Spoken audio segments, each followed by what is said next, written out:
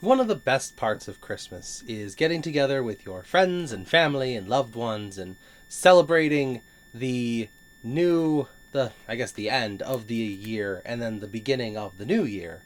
There's that weird week in between where almost anything can happen. There's a weird etherealness to it. And quite frankly, that kind of happened with One Piece last week. So yeah, the leaks happened because, stores get it, but then Shonen Jump's technically not happening till Christmas. So a lot of other One Piece YouTubers already made their videos. I'm a little late to the party. I'm aware of that. I do want to show off what I got for Christmas. I got this lovely sweater. Very nice, very plush, very soft. But other than that, we had a good run, good year. And now it is 2025, as marked by my calendar here, based on the One Piece live action. You'll notice the rest of my background has not changed. I've been really busy with new jobs and new other things in my life going on. So I'll just be changing it just whenever I feel like. I think that's what I'm going to do from this point on. Anyways, hello Internet. I am the hero of Julios once again with another One Piece chapter summary. This week's chapter is chapter 1135, Friends Cups. And the artwork this week continues Yamato's pilgrimage, although Yamato does not feature on this artwork. We have Little Otama, where I will say my prediction was the Dango make the lion or hold him eat it, and then suddenly he's on their side. Tama decided to go a different route. Tama does not need to be saved. No. Little Ninja Girl actually took to heart the lessons Shinobu has taught her in the, 6 weeks. I actually don't know exactly how long, because of the events of Egghead, the amount of distance between Egghead and Elbaf, between Egghead and Wano. Also, we don't actually know exactly when Yamato's pilgrimage began, because this could be happening simultaneously with Elbaf, or this could have been happening during Egghead. Whatever the reasons, we don't know how much time was spent, but we do know, bam! Yamato has just witnessed Little Otama blossoming into the beginnings of a beautiful, powerful ninja warrior as she just kicks the crap out of Hold'em. Like, dude, I knew you were like an early game boss, but I did not expect the level 8 to take you out. Like, this is kind of sad. So yeah, that's the chapter. That's it. Everybody have a good night. This was the Otama Show.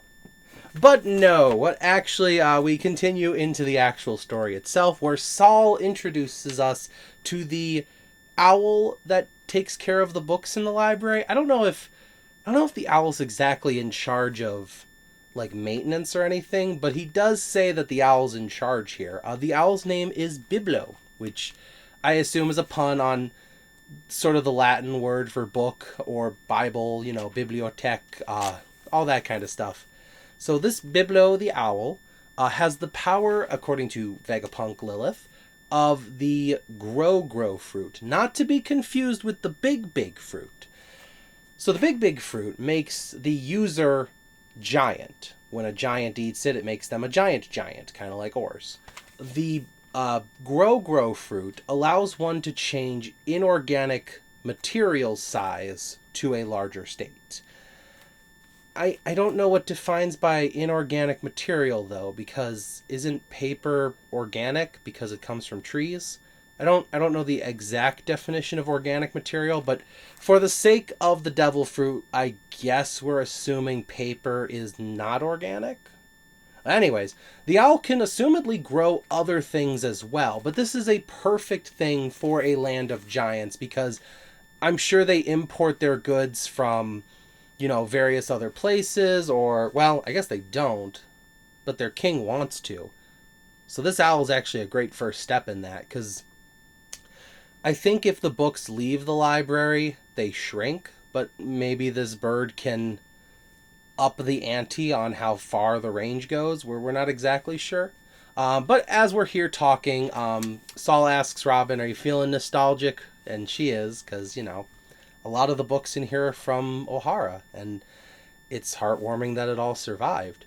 Chopper asks if there are medical books here, and unfortunately, according to Robin, the scholars of Ohara were mostly historical researchers.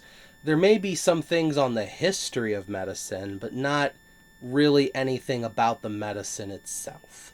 Saul does suggest that Chopper reads some of the Elbaf medical books because obviously, while they are more focused on fighting throughout their history, Elbaf obviously has some kind of medical knowledge because when a warrior comes home bleeding out, you got to know how to patch him back so that he can go and die in glorious battle rather than dying on a doctor's table.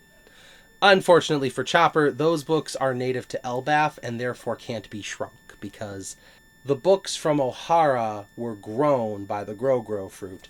The books from Elbaf were naturally gigantic because they were written by giants. Meanwhile, outside of this library, Luffy is playing with the children. As Luffy does. As he's swinging on the swing with them. You know, under normal circumstances, you swing on a swing with kids. You know, you go like, wee, look at this, so much fun. Luffy tries to send the kids into the stratosphere, along with Usopp. And, of course, himself. Luffy's having the time of his life. Everyone else is terrified. This results in beatings for Luffy, from Nami, as well as beatings for Usopp for not successfully stopping Luffy. Poor Usopp. He's caught in the crossfire. So after the kids are, you know, crying and they run to Miss Gerd because, you know, hey, the Luffy guy's being mean to us. And Luffy is, of course, scolding them because they're warriors of Elbaf. Elbafian warriors should not cry. They are supposed to be mighty warriors, ready for combat. And you shouldn't be afraid of something like a swing. Sanji then gives Luffy a very good lecture. These children were raised on love and kindness and taught to be good little boys and girls, so you can't really expect them to be the mighty warriors you were expecting. Sanji then looks over to see one of the little boys with his face buried in Gerd's chest, giving him the like smirk, the same one that Momonosuke would give when Nami or Robin were holding him, which I guess is just a universal thing. All young boys do this. They snuggle the bosom of a beautiful woman and then immediately like smirk at the nearest older guy. I don't know if Oda just has an issue with small. Well, then again, Oda has 2 daughters, so his opinion of young boys would probably be like, you both, yeah, I know what you're after. You stay away from my little girls. So that might be the case. So as Luffy is complaining about the babification of little Elbaf warriors, one little Elbaf warrior decides to actually attack him. This is Colin, the boy we saw earlier, the one who asked to join Shanks' crew, the one who got a lunchbox and then some things for Ripley, which we have now learned is the Ripley that we met. I'm a little embarrassed I didn't make that connection soon enough. We figure that out in this chapter. But he goes to attack Luffy. His sword immediately breaks on Luffy's armament-hardened body. Luffy leaps into the air and elephant guns the ground right next to Colin, startling both Colin and the onlookers. And Luffy's like, finally, one of you isn't afraid to fight. And immediately Colin stops the fight because he's just like, I just wanted to test you. You are definitely one of the 4 Emperors of the Sea. It is a pleasure to meet you. You're such a cool guy. And Luffy's just like, I mean, yeah, I guess we're not fighting anymore, but okay, hi, I'm Luffy. And the other kids are all berating Colin. Apparently Colin skipped school. He'd rather fight than learn. He is a Elbaf warrior through and through. We also learn that he is the son of Ripley. And Ripley is apparently his only giant parent because Colin's father is human. So how about that? All jokes aside, Ripley does bring up an interesting point that Colin's father doesn't want to make it official because he's the only one in this relationship who's going to grow old. I would take a guess that Ripley is probably in her maybe late 80s to early hundreds if we're talking about like giant aging. And as a result, the man that she's married to probably isn't going to live much longer. She's definitely going to be, I'd say he'll probably live till she's 130, maybe 150, given how One Piece characters age, but we don't really know how old he is just yet. But Colin does let us know that his dad is a pirate who wasn't even afraid of Elbaf warriors. So yeah, it probably confirms that this is Skopper Gaban. I would argue maybe Shiki, but Shiki, he didn't really strike me as the type to settle down.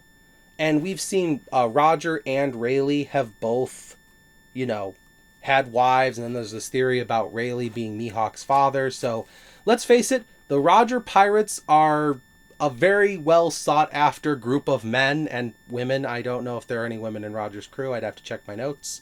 I'd have to check previous chapters, but we know they are a well sought out bunch and have definitely borne children, at least Roger has. So it's probably Scopper Gaban. I'm going to officially put my chips on Scopper because Scopper is a really cool guy. I mean, look at his wife.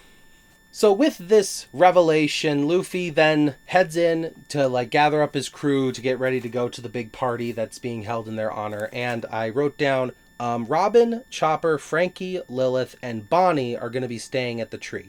Lilith and Bonnie are going to, I guess, get a permit to live on Elbaf. I don't know if they actually get an exact permit, but they're going to get permission to set root here. That way Lilith can work on a laboratory. She can regrow or reanimate the clone of Dr. Vegapunk himself, and then we can get to work on getting Kuma back up and running, which would be wonderful, because one way or another, Bonnie could actually get her dad back, and that would be really cool. As for Frankie, he's going to stick around here because this is the Atom Tree. This is the legendary tree that the Thousand Sunny is made from the wood of. So this is definitely something worth researching. Maybe, you know, get a few shavings to maybe make some upgrades on the Thousand Sunny. Robin and Chopper are going to stay here. Chopper to research medical knowledge, and Robin to just hang out with Saul because it's been 20 very long years. Actually, 22 very long years since they've seen each other. But before they go, we can't just leave without completing the set, because Gerd calls out. She says, wait, before everybody separates. And boom, we get the rest of the crew in their Elbaf outfits, because it turns out Road and Gerd have a lot in common. So we all know that Road really likes humans. We also know that Gerd really likes humans. Apparently, Road is not the only one who makes human outfits. Gerd also dabbles in sewing in her time. So my guess is the two of them met through a mutual love of humans, only for Gerd to find out that she is the non-weirdo of the two, but now she just feels so guilty about Road's treatment of humans that she feels like she has to correct herself whenever she says, oh, my favorite, I love humans, they're so cute, but please, don't think I'm like Road. Like, I'm sure you've all heard the memes about, like, Gardevoir, Lopunny, Vaporeon. There are plenty of people out there who legitimately feel those are their favorite Pokemon. I'm not one of those people, but I feel bad for those people because they're the ones that have to be like, oh, my favorite Pokemon is Vaporeon. Not for the reasons that the other people like Vaporeon. That's kind of where Gerd's at. I love humans, not in the same way Road does. So with that, the whole crew's got their outfits. Frankie feels super powerful. Brooke is glad that he looks like a mighty warrior. Robin says, this is very nice, but how did you have clothing in our size? Which Gerd then explains that she makes clothing in human size for hobby, for fun. And then Jinbei, he says, hey, this is surprisingly comfortable, which, like for me, I'm not a big fan of warm temperatures, but a sweater like this is pretty comfortable. I understand what it feels like to get new comfy clothes. So with that, our crew embarks from the library, the remaining members heading off to a wonderful feast in their honor. Meanwhile, inside the big old castle, two humans interact with two giant guards. The two guards are like, oh ho, you tiny humans.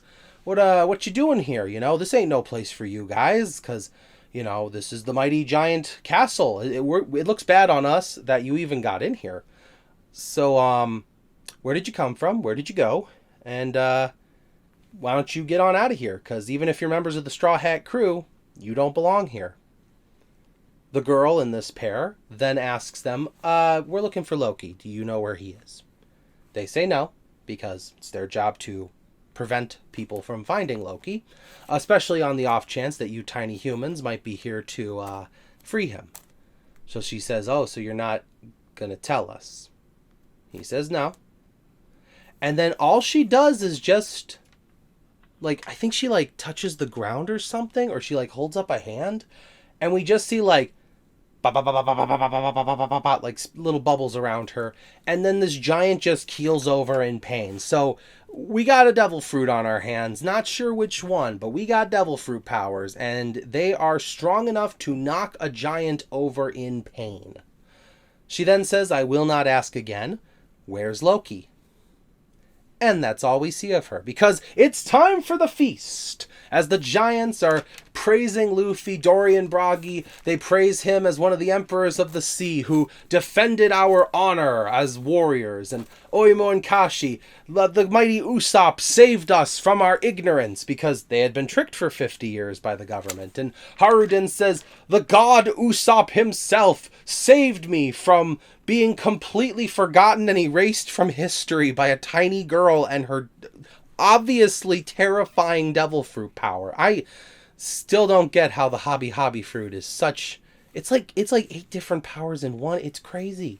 But on top of these heroic feats, they were also a part of the Great Wano incident, in which both the mighty Emperor of the Sea Kaido and the giant hated Lin Lin were defeated. Big Mom fell, Kaido fell soon after. So what better way to celebrate them than with a giant-sized feast in their honor? And even more so, Beard Hill Jarl, I made sure to write that down, he even graces them with his presence as well. He is officially the oldest giant. He is also I'm pretty sure he's also the oldest person in the world, except for Eam, because Eam, we all kind of believe at this point Eam is immortal thanks to the Op fruit. I mean, I guess the jury's still out on the other elders, how old they are, because we know Saturn is at least 200, but that's less than 400. Well, anyways, he is 408 years old, and I ran the numbers here. The average human lives to be about 77. The average giant lives to be about 300. So if you converted him to human years, he would be 104. Now, mind you, there are some humans in our history who have lived longer than that. In fact, in the world of One Piece, there is a human who has lived longer than that. So it's still impressive. Don't get me wrong. He is living way past the normal expiration date, but it's not obscenely long. You know what I mean? I also like, just quick thing, I also like that Oda gave us this little refresher on Stanson, because even if you knew by name who he was, he didn't really give his name back in the auction house, and back in the auction house, he didn't have the beard, and he wore a completely different hat. But Oda did explain. He got captured while napping, so my guess is he was sailing about in the Grand Line, just having a good old time as a giant, decided to take a nap somewhere because I'm a mighty giant of Elbaf who would dare, mess with me. And then somebody dared mess with him and captured him. So that's how he ended up being an almost slave. But finally, he gets to repay his debt to Straw Hat Luffy. So, not really much else to say. Oh, I should mention, there's a big sword in Beard Hill's head. Luffy actually brings this up. He's like, oh my gosh, what is with that? And you see this big old sword. The hilt is down to his skull, and then the rest of the sword is just protruding out the back. And I love this. Beard Hill's like, oh yeah, this? Oh yeah, no, hurt like the dickens, but we're good. My lucky helmet saved me here. So kids, remember, wear your helmets, whether it's whether it's on a bike or on a motorcycle or in a football game or fighting other Vikings, always remember to wear your helmet, because as long as you're wearing your helmet, even getting stabbed directly through the skull, you'll be fine. So what One Piece logic here. Right up there with drinking milk will immediately restore your bones. So take it from One Piece. Sound medical advice here. Yeah, so what do we got? We got World's Oldest Giant, we've got Unknown Devil Fruit Powers, we've got Trouble on the Horizon, and I'm interested to see how this all turns out, because Loki and Luffy made a deal, but if these other individuals show up and they free Loki, or are they here to free Loki? Maybe they're here to kill him. Maybe this is an assassination while he's, trapped. Regardless, we will see this and other crazy things happening, no doubt, in the next chapter. But that's pretty much all we have to talk to about this week. So let me know in the comments what your predictions are for the shenanigans that'll happen next time, and I will hopefully have something else interesting to say when the next chapter arises. Thank you for watching as always, and I will see you in the next video. This is the Hero of Julios, Xing out.